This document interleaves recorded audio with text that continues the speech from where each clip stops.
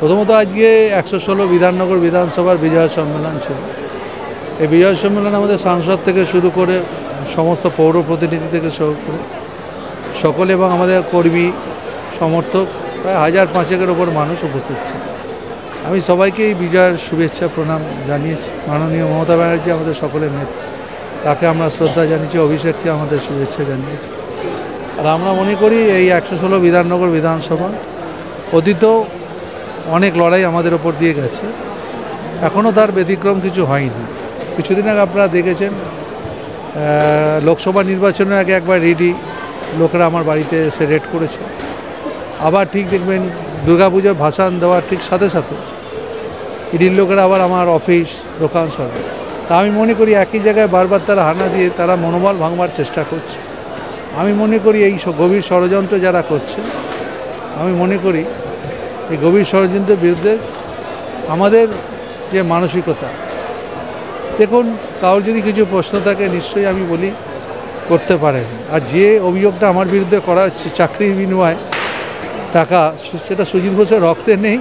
এটা সুজিত বোসের সমস্ত কর্মী সমর্থক এবং এই অঞ্চলের লোকেরা জানে। হ্যাঁ, স্পেসিফিকই বলছে যে 45 লক্ষ টাকা। আচ্ছা, আমি একটা কথা বলি, আপনি তো একজন সাংবাদিক।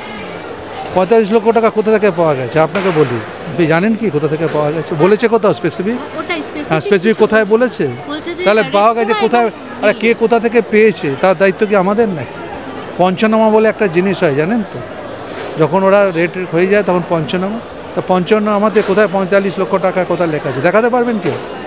আপনি দেখাতে পারবেন? আপনারাই তো সাংবাদিকরা অনেকে বলছে পঞ্চনামা। সূত্র ছাড়ুন না, সূত্র তো অনেক সূত্রই আছে, অনেক সূত্র তো আছে।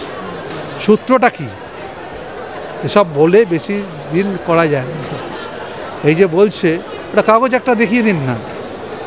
আর মনে রাখবেন যারা ব্যবসা করে, আমার ছেলে পুত্র ব্যবসা করে, তার ব্যবসার নথিপত্র সে দেখাবে।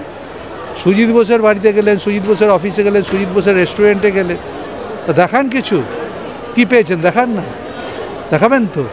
এই টার্গেট কেন? ছাড়ুন, এই টার্গেট বুঝতে পারছেন না? যারা মমতা ব্যানার্জির সাথে দল করবে, তৃণমূল কংগ্রেস করবে, তাদের বাড়িতে বেছে বেছে আক্রমণ। আর কতজনকে আমি বলতে যাব? আপনারাও যারা সাংবাদিকতা করেন তারা একটু দেখে বলবেন, যখন বলেন তখন এগুলো কথাগুলো দেখে বলবেন। যখন যদিও এইসব দিয়ে কিছু যায় আসে না, তার কারণ লাস্ট 10টা ইলেকশানে আমি জিতে এসেছি। আবারও বলছি, মানুষের আশীর্বাদ আমার সাথেই আছে। আমার এলাকার মানুষদের আমি চিনি, তাদের জানি, তাদেরকে শ্রদ্ধা করি, সম্মান করি।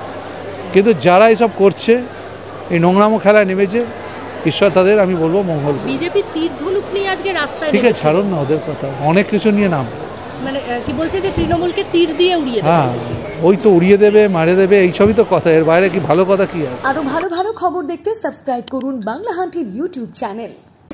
বাংলা হান্টের আরো খবর দেখতে নজর রাখুন। বাংলা খবর মানেই বাংলা হান্ট।